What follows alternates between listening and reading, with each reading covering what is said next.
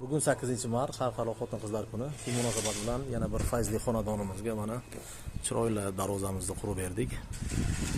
Darvozamizning fasoni Dubay fason.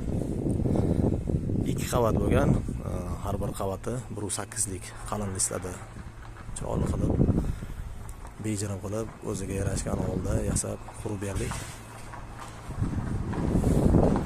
Darvozamiz razmerlari keladigan bo'lsak, 3.17 ga 3.15 razmerlarda bo'lgan. Darvozamizning 4 tomoni ham 12 lik qalin shpillarda hamda profillari esa 6 ga 4 2 qalin ssenadagi profillar bilan chiroyli qilib qurilgan. Mana darvozamizni ochilib yopilishlarini ham ko'rish mumkin. Original zubur zamonlarda. Mana bu esa darvozamizning orqa tomonidan ko'rinishi. Orqa tarafi mana ko'rib turganingizdek tekis bo'ladi. Sentr zamoklar bilan